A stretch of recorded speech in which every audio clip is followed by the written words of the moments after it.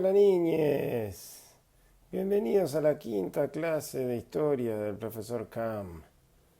Les cuento que antes de hacer públicos estos videos, lo que yo hago se lo muestro a mis amigues o a mi mamá. Hola mamá, te quiero mucho. Em, o a mi hija o a mi mujer. Y me van haciendo devoluciones. Y la última clase tuvo una devolución muy buena respecto al tiempo, así que me voy a tratar de mantener más de 20 minutos, no más 20, 22 minutos, así no se hace tan larga la clase. Otra cosa que me han dicho es que apenas digo nombre, eso es más una crítica, ¿no? Que apenas digo nombre, salvo para insultar a Rivadavia o a Urquiza o a Sarmiento, y que apenas nombro fechas. Pero bueno, eso tiene una razón de ser. Y la razón de ser que tiene es que yo quiero enseñar historias para arrimarnos un poco a la comprensión de los procesos de larga duración que conforman el derrotero de nuestro país. Es decir, me interesa más que nada mostrarle una manera de comprender las bases estructurales de nuestra historia. Y para lograr este cometido, los nombres, salvo contadas excepciones infames como Urquiza o Martínez de Oso, o notables como Pinedo, Perón o Movilia, más que nada distraen. Desde mi punto de vista nos alejan del núcleo al que apuntan las clases, que son estas bases estructurales que incluso no hoy condicionan nuestra realidad y están tan lastimosamente presentes. En el camino de identificar la formación de las raíces que hoy conforman el árbol de nuestra realidad, que me planteo como profesor de historia, los Quintana, los Alvear, los Juárez Selman, los Ortices, sobran. Y las diferencias entre 1492 y 1453, o 1810 o 1816, no son tan importantes. Yo les pido disculpas a los fanáticos de las fechas y los nombres, pero sepan que los voy a defraudar una y otra vez, porque ni yo mismo lo sé, nunca me calenté mucho en aprenderlo, nunca aprendí de memoria ni fechas ni nombres algunos, y si me quedaron grabados en la mente es porque son verdaderamente importantes y no por el acto gratuito de aprender algo de memoria. Dicho todo esto, empecemos la clase. En la clase anterior en realidad habíamos visto cómo el orden a sangre y fuego impuesto por el ejército argentino había establecido las bases de construcción del Estado Nacional. Este Estado a la vez posibilitó un exitosísimo modelo de crecimiento económico que puso a Argentina en la cima de los países del mundo y que nosotros denominamos el modelo agroexportador. Esta clase, sin embargo, va a tratar de los condicionantes y las limitaciones que tenía ese modelo dentro de sí, que condujeron a numerosas crisis y periodos de inestabilidad social hasta que en 1930 ese modelo comenzó a transformarse en otra cosa. Ahora, en realidad nosotros vimos la clase pasada ya una de las limitaciones de ese modelo, que estaba basado en la permanente inclusión de nuevas tierras para compensar el déficit económico con Inglaterra. La cantidad de tierras a la que podía expandirse no es ilimitada, no era ilimitada. Se anda a plantar soja en la estepa patagónica o trigo o alfalfa en el quebrachal santiagueño, ¿no? Eso no pasa, no puede pasar. Entonces en 1890 la expansión del territorio efectivamente cultivable terminó. Y cuando terminó, sobrevino la primera gran crisis económica del modelo agroexportador. Ahora, esta crisis se terminó sobrellevando bastante bien porque los productores agropecuarios argentinos transformaron varias veces la matriz productiva según las tecnologías que iban incorporando. Entonces, de esa crisis hubo una transformación productiva y se salió, pero bueno, esa transformación productiva se agotó y luego vino otra crisis, otra transformación productiva, otra crisis, etcétera, etcétera, etcétera. Es decir, este modelo tendía a caer en crisis económicas periódicas y cada crisis económica le correspondía una crisis política, un cimbronazo al orden conservador. Con esa primera gran crisis económica en 1890 también devino la primera gran crisis política entre Roca, Juárez Selman y otros nombres que no le importan a nadie.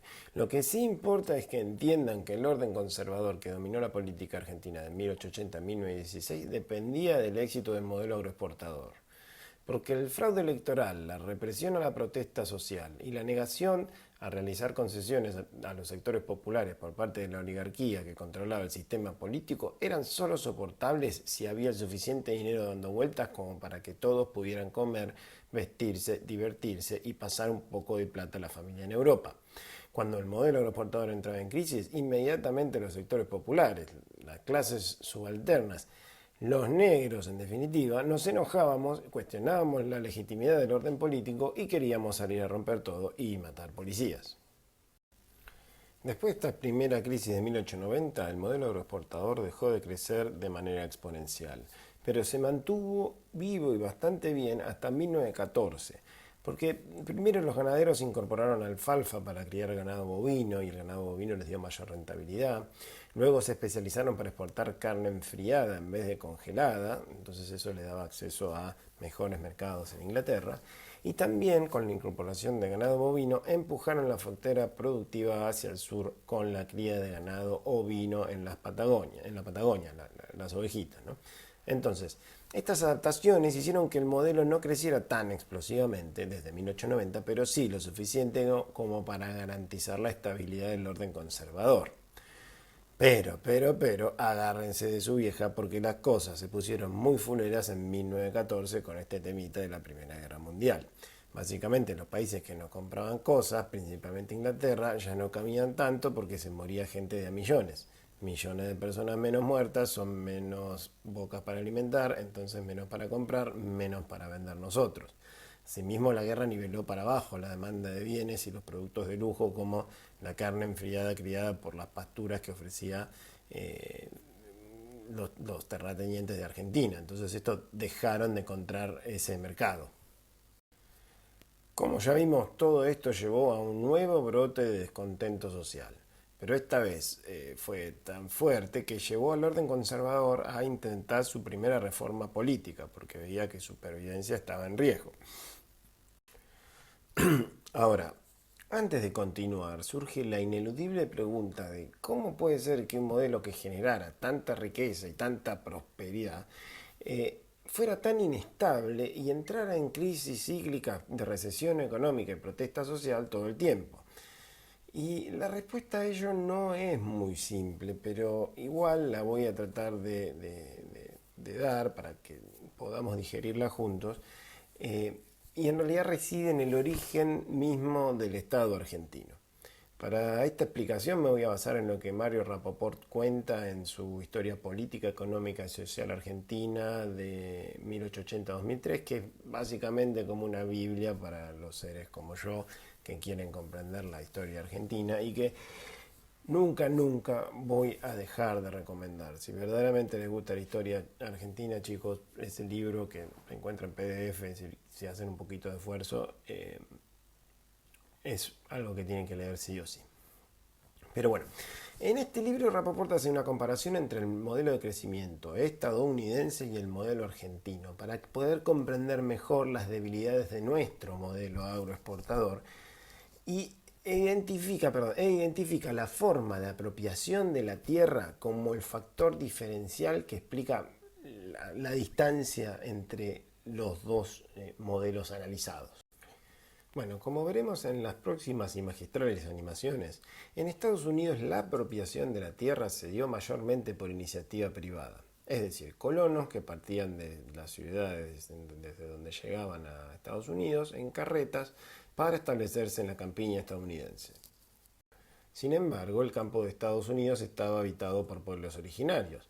Entonces, cuando el colono quería establecerse, se daba ese maravilloso encuentro de culturas en donde el Sioux le decía: bienvenido hermano, te propongo una coexistencia armoniosa en la que los dos convivamos respetando nuestras culturas y haciendo un uso equilibrado y sustentable del medio ambiente. Y el colono le respondía: te propongo que conozcas a mi amiga la escopeta de doble caño.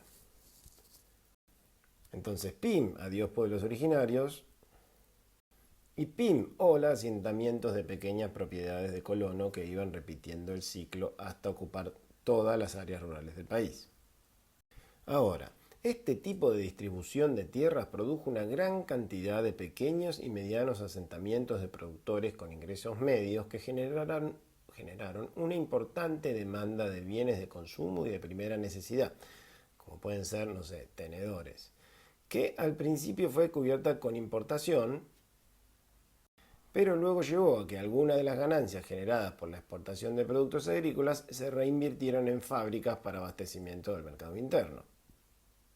A la vez, esas fábricas demandaron más empleo, más obreros, más contratación de gente, y esto produjo más demanda de bienes de consumo y de primera necesidad, lo que estimuló fuertemente el mercado interno. A la vez, el crecimiento del mercado interno llevó a los dueños de las fábricas a reinvertir sus ganancias en nuevas fábricas, y así se produjo un ciclo de crecimiento virtuoso que terminó convirtiendo a Estados Unidos en una potencia mundial. Ahora, Rapoport compara este modelo de desarrollo con el que se produjo en Argentina, poniendo énfasis en el proceso de apropiación de la tierra. Como nosotros vimos en clases anteriores, la apropiación de la tierra en nuestro país fue mayormente protagonizada por el Estado, quien en varias campañas que terminaron con la mal llamada campaña del desierto, concretó el genocidio contra los pueblos originarios y se quedó con el control de todas las tierras. Ustedes me dirán, bueno, ¿cuál es la diferencia si al final los dos países terminaron de masacrar a todos sus aborígenes y se quedaron con la tierra? Bueno, la diferencia principal es que con nuestro modelo de apropiación, enormes extensiones de tierras pasaron a ser controladas por el Estado. Y al ser controladas por el Estado, esas tierras fueron entregadas por conveniencia política, por actos de corrupción o porque simplemente las subastaron al mejor postor. Entonces, toda esa tierra que tenía el Estado pasó a ser controlada por muy pocos propietarios con enormes extensiones de tierras que le denominamos latifundios. Acá lo vemos en el gráfico, el propietario de la enorme extensión de tierra fumando un puro con un sombrero de copa y una copa de brandy. Ahora, esta forma de apropiación de la tierra llevó una dinámica completamente diferente a la estadounidense, porque en vez de los miles de colonos yanquis que poblaban el campo, acá hay un solo estanciero con una enorme cantidad de ingresos y una enorme propiedad que va a producir una reducida cantidad de bienes de consumo normales y artículos de primera necesidad y una mayor demanda de bienes de lujo como, no sé, un huevo Fabergé, por ejemplo, y se va a ir a viajar a París. Entonces, estos bienes, por más que hubiera alguien dispuesto a invertir para poner una fábrica en Argentina, no podían producirse porque eran inherentemente muy complejos. Y los viajes a París lo que hacían era desbalancear aún más la balanza de pagos. Entonces, el enorme beneficio que recibía el latifundista argentino, a diferencia de la renta percibida por los colonos estadounidenses, no se reintegraba al entramado productivo nacional. Se iba a importaciones y viajes por el mundo.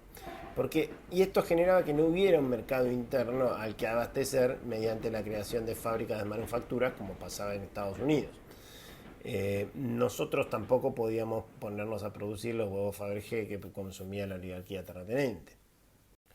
A lo sumo, lo que le sobraba de los viajes a París y la compra de habanos, una parte la dirigía a la especulación financiera y otra partecita de la renta percibida iba a la ciudad, como especulación inmobiliaria, ya sea como construcción de edificios para alquiler o servicios, teatro, lustrarse las botas e ir a burdeles.